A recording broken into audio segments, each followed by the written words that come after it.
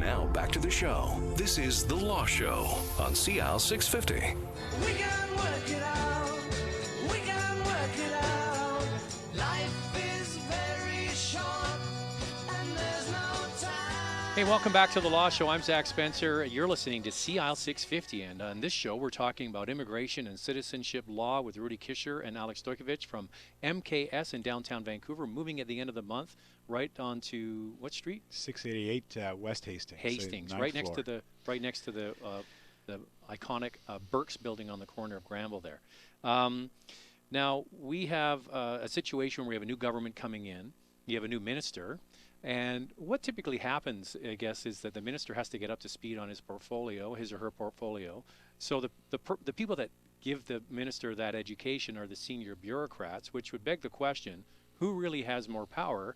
Is it the minister in charge of the file, or is it the long-term senior bureaucrats that have been there and influence maybe the decision of the minister? In your opinion, what do you think happens there?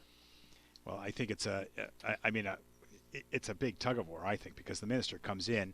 It's a very complicated area. There's a lot of background. They don't know the history, so they're going to depend on their senior bureaucrats to bring them up to speed. Now, what that information is and what they put forward as the issues is definitely going to influence the minister, and he's got to make a decision in terms of what his priorities and how he wants to run. And if he's not careful with bringing the department on side, he's going to have a hard time, because you can give those marching orders, and I'll give you an example of what happened in terms of if you're trying to change something. For example, the ability of somebody to come into the border, can they have what's called dual intent? Right? So, used to have the immigration officers at the border how to make a decision. If you're coming in, are you coming with the intention to immigrate? Well, you're coming in with a work permit, let's say, or as a student, you may have in the back of your head a long-term to immigrate, but for the longest time, you couldn't even mention that. If you so much as said, I'm thinking about immigrating in the future, the enforcement level at the border would sort of overreact and say, well, you're an intending immigrant, to the point that despite the sort of, and the minister tried to get the word out and say, listen, we've got to be facilitative of the border. You guys can't be reacting like this. But that also actually changed the act. But that also goes to the point where you're saying we have this system where we want to keep these students who come for 2 or 3 years to end up becoming Canadians. So that's a bit of a push-pull, right? It's a total push-pull. Yeah. The challenge here is one of process. So in this particular instance, with this transition in government, the new party in power actually had a platform on immigration that was largely influenced by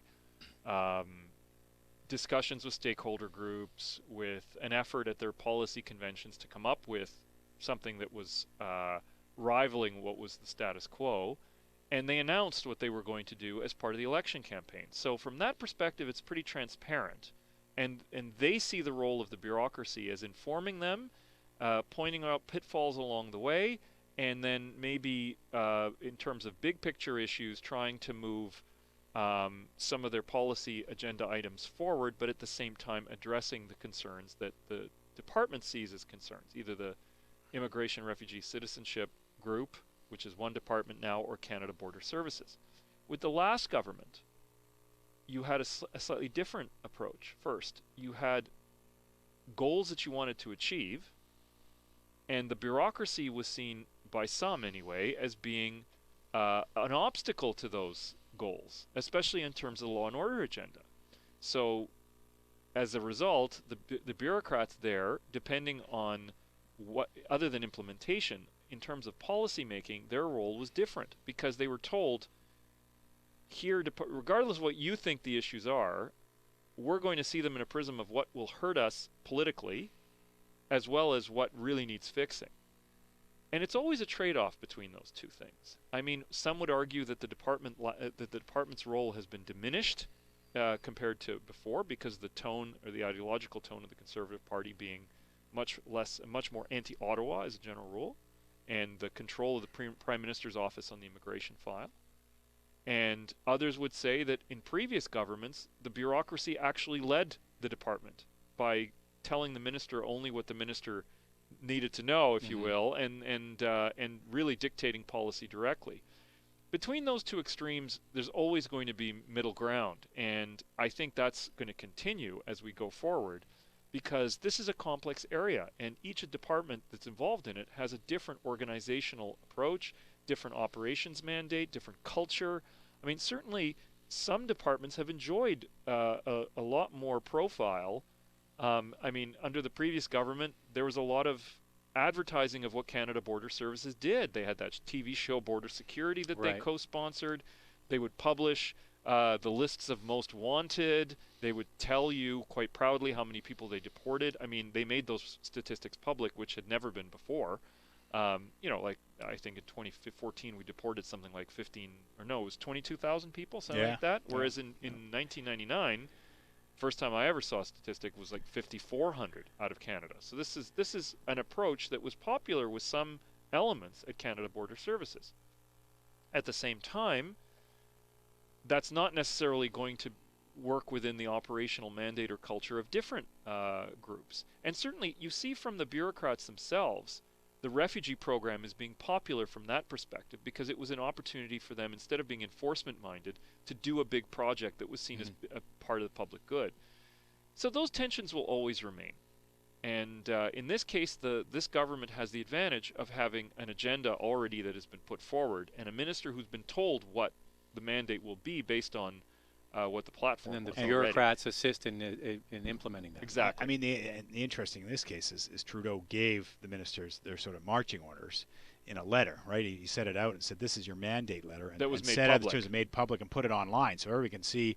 I've told Minister McCallum these are the 6 things I want him to focus on, and he's, you know, I think he's a very intelligent man. He's strong-willed. He's been in politics a long time, so I think they've got the right guy for the job, and you know, I think they're going to have to contend with sort of, he's got a vision that he wants imprinted on. How effective he is, and you know, bringing the bureaucrats along with that remains to be seen. What the other side of the coin would say, and I'm not putting my views out here necessarily, but the other side would say, well, it's easy for them. We handled all of the tough issues. We made all of the difficult decisions. They're now just moving the debate slightly left or right from all of the things that we tackled for them. What would some of those hard issues be? Oh, Well, my God, backlog. So to give you an example, if you were applying to immigrate out of China at one point, you know, you had processing time. So if someone wants to immigrate, they make the application. They could be sitting for 5 to 6 years, and in some posts they ended up waiting 10 years in Africa. So they basically had a system in which they were selling tickets to get on the plane, but they could only take 250,000 people a year. But So they kept selling tickets. What did the Conservatives do to fix that? They basically made a system responsive to ministers' instructions, and with this express entry, they only accept as many applications as they can process that year. So then they take your application, they're guaranteeing we're going to process it Within in that 6 year. months. Right. In 6 Oh, months. 6 months, okay. Right? So they've basically made a system now that kind of runs in a functional. I mean, I think it works great in some respects, in the sense that people haven't paid their money or thinking they're going to come to Canada. And sitting waiting for years. 10 years, Yeah. a decade. I mean, it was absolutely ridiculous, and the government was having to pay to sort of handle that file, to store that file, and then to look at it 10 years down the road. Are you still interested in coming to Canada? Oh, I can't find you. I've got to email you. I mean, what a joke. Yeah. So I mean, those are some of the. I mean, both of those views are legitimate. I mean, the one side would say, well, listen, there was too much in terms of this problem, that problem. We needed to address it. And the other side will say, well, you're really talking about tinkering. You're not talking about wholesale changes. Well, that's if you're sitting in the queue waiting for your spouse in Canada, and this government, which the current one, is going to invest in cutting that processing time down from 26 months on average That's a win for you, right? to 6 months, that's a win for you. Yeah.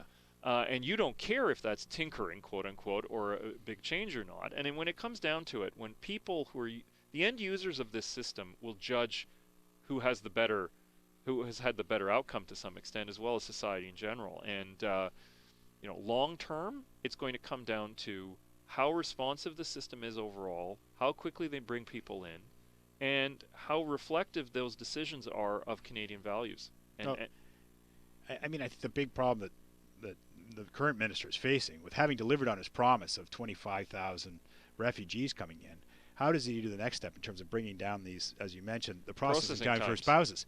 Is he going to be able to whip that initiative? Because now somebody in Canada, you can imagine if I'm sitting there and I'm waiting for my wife to get her permanent residency, and I'm waiting 2 years. But- Meanwhile, in 3 months, you can bring somebody who's never paid a lick of tax dollars to come to Canada. Yeah, Why and can't you how do that? what do you say to that person, especially if they're a tax filer? And then this brings us to another issue that we wanted to address a little bit today. PR cards. In the system, the way it's been set up, if your card expires, you have to go and apply to renew it. So renewals now take an average routine case 157 days. That's to renew a document that's like a driver's license for some people.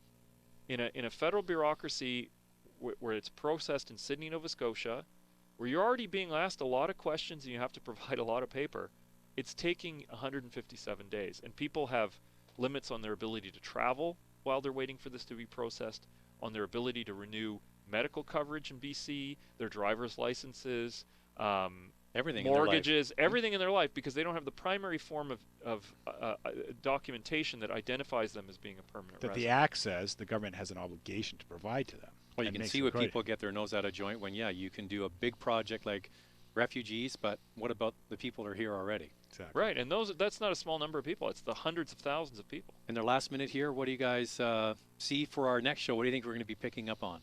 Oh, I think we're going to be talking about the amount of U.S.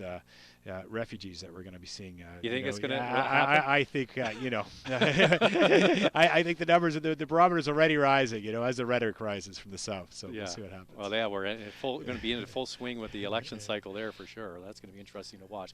Well, it's always fascinating. I always learn so much from you guys when you come in. It's an interesting subject, and I'm sure the listeners listened very intently because there's a lot going on immigration and citizenship law.